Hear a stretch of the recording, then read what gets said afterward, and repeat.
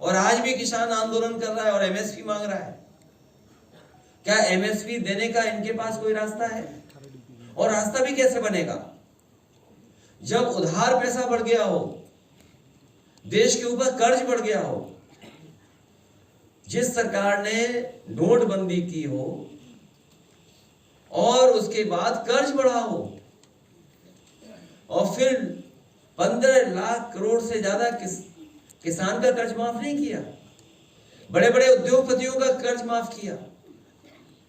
और हो सकता है जिन किसानों का कर्ज माफ होना चाहिए नहीं किया, या हम दूसरे तरीके से देखें, वो कभी जांच का विषय भी हो सकता है कि जिन उद्योगपतियों का कर्ज माफ हुआ है, क्या उन्होंने इलेक्टोरल बॉन्ड्स तो नहीं दिए थे भारतीय जनता पार्टी को? यह बड़ा सोचने का सवाल है कि कहीं ऐसा तो नहीं भारतीय जनता पार्टी ने जिन उद्योगपतियों का कर्ज माफ किया हो, उनसे इलेक्टोरल बॉन्ड्स भी लिए हों और बाद में उन्हीं उद्योगपतियों को कर्ज दे दिया। दुनिया में हमें बताओ कौन सा देश इस तरह की अर्थव्यवस्था चलाता होगा जहां पर पहले तो लोन दिया जाए, जब वो डिफॉल्टर हो जाए तो उनका कर्ज माफ हो, फिर उन्हें कर्ज दे दिया जाए और कर्ज के माफ करने के बहाने इलेक्टोरल बॉन्ड्स ले ली जाते हो। अरे हमने तो कह दिया जांच की मांग, सुना नहीं आपने या स्किप कर गए वो भी आप किसानों की बात कर। इसलिए जहां किसान की आय दोगुनी का वादा किया था, क्या किसान की आय दोगुनी होगी इस महंगाई में? और फिर नौजवान, वो बेटी जो इसने आत्महत्या कर ली, क्या कहा उसने? माफी मांगी पिता और मां से, मां और पिता से माफी मांग करके उसने आत्महत्या कर ली क्योंकि पेपर लीक हो गया, वो अपना भविष्य बनाना चाहती थी। दूसरा कन्नौज का बेटा ब्रजेश पाल, उसने अपनी जान दे दी डिग्री जला करके। जो लोग निवेश का सपना दिखा रहे थे और बड़े बड़े आयोजन कर रहे थे, आप लोगों को ब्रेकिंग सेरेमनी में बुला करके आपको कूपन दे रहे थे खाने का, बताओ कूपन दिया प्रेस के लोगों को खाने का। नौकरी कहां है? रोजगार। और बताओ कितने नौजवानों की जान जा रही है, आत्महत्या कर रहे हैं। तो इसका सवाल का जवाब है क्या सरकार के पास कोई? इसीलिए भारतीय जनता पार्टी के लोग घबराए हुए हैं, ये जनता को फेस नहीं करना चाहते हैं। आय दोगुनी हुई नहीं, नौकरी मिली नहीं, और फिर नौजवान कहां खड़ा है? इजराइल जाने के लिए, वॉर जोन में। पता नहीं भर्ती और ज्यादा न खोल दें कि जिसको आना है आइए। शुरू में तो पत्रकार साथी भी गए थे कवर करने, जब वो मामला खराब हुआ ज्यादा तो पत्रकार साथी सब बाहर वापस आ गए भारत। लेकिन अब नौजवान जा रहा है। सोचो कैसी सरकार है जो गरीबों को एक्सप्लॉइट कर रही हो, गरीबी को एक्सप्लॉइट कर रही है, गरीबों को एक्सप्लॉइट करना है, क्योंकि नौजवान के हाथ में नौकरी रोजगार नहीं है। यहाँ पे वो मजबूरी में अपना भविष्य बनाने के लिए और परिवार की देखभाल के लिए वो विदेश जा रहा है, वो भी कहाँ? वॉर जोन में। रशिया भेज दिया, वहां लड़ रहे हैं बेचारे यूक्रेन में। तो ये सब सवाल हैं जिनका जवाब भारतीय जनता पार्टी के पास नहीं है। और डबल इंजन की सरकार को, या डबल इंजन की सरकार जो कहती है हम न जाने कितना मुनाफा और लोगों को लाभ पहुंचा रहे हैं, अभी किसान चाहे बुंदेलखंड हो या उत्तर प्रदेश के दूसरे हिस्से का, क्या उसकी डबल मदद हो रही सरकार से? कम से कम अब तो सरकार सोचो, डबल मदद करे उनकी। जो नुकसान हुआ है ओलावृष्टि और बारिश से और आंधी तूफान से, जो डबल इंजन की सरकार है, क्या किसानों की डबल मदद करेगी? दिल्ली और लखनऊ मिलकर के जो नुकसान हुआ है, क्या भरपाई करेगी सरकार?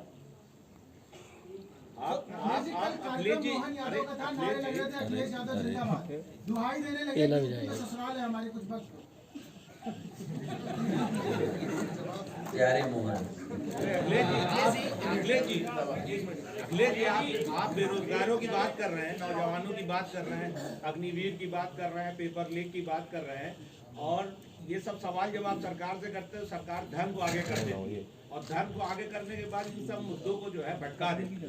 इससे आप कैसे काउंटर करेंगे? जो इन सवालों का जवाब आज नहीं दे रहा है, उससे बड़ा कोई अधर्मी नहीं हो सकता। अब बाकी कैंडिडेट्स की लिस्ट कब तक आ सकती है? क्या आप भी चुनाव मैदान उतरने जा रहे हैं? खबरें हैं कि आप कन्नौज से और नहीं, आपकी इच्छा है कि लड़ने की? आप लड़िए।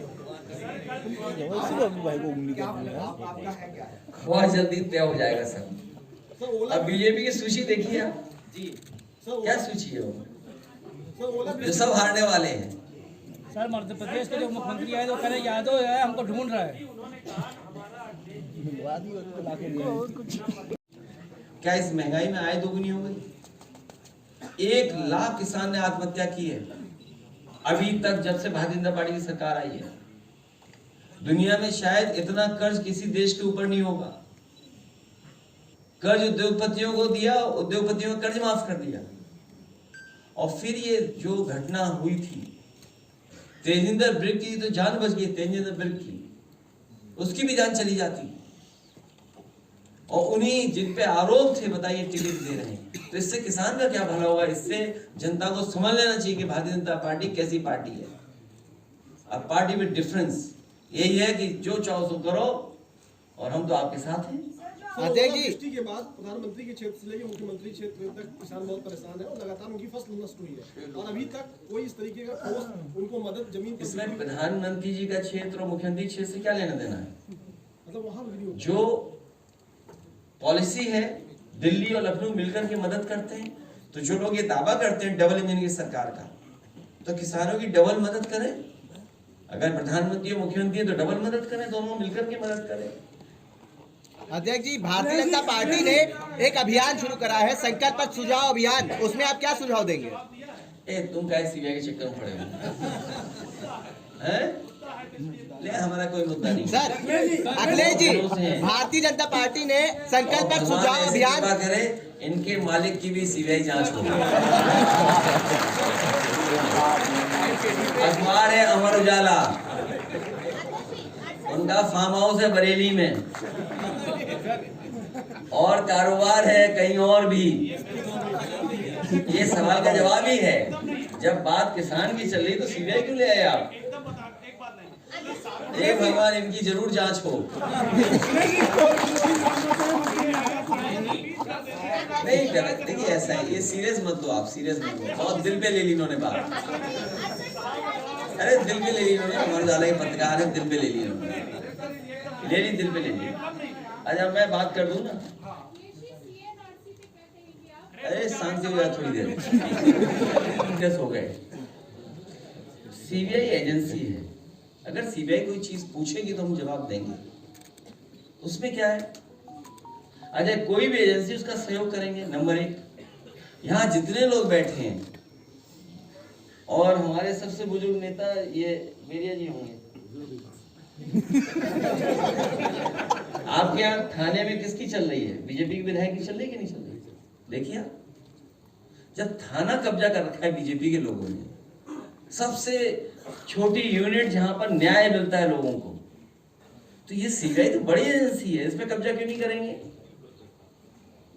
तो ये आप बुरा मत मानो, कभी आपकी भी जांच होगी तो वो अलग बात है। और महीने का कितना ऐड मिलता है ये तो बता दो। अरे भाई हमसे पूछ लिया सीबीआई, हम सीबीआई के लिए तैयार हैं। अच्छा आप अपना बताओ, महीने का ऐड कितना मिलता है? अब क्यों मुस्कुरा रहे भाई? नहीं ऐड कितना मिलता है? 1 करोड़ के 50 लाख। तो जवाब देने का अधिकार हमारा है। नहीं यहाँ भी है, वो परंपरा भूल गए, हम भी भूल गए।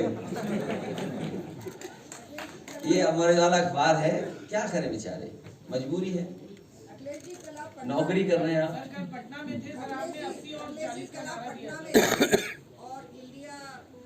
लेकिन खबर मत काटना, हमारी चलाते रहना खबर।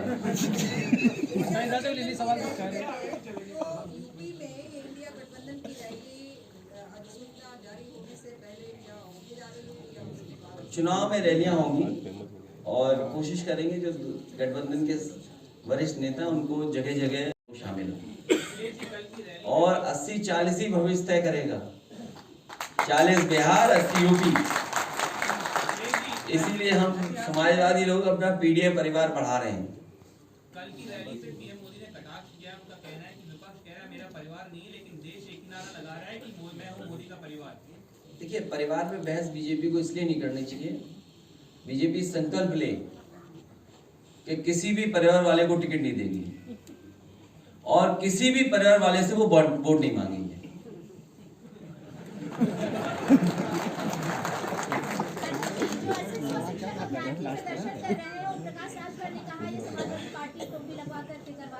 क्या चीज?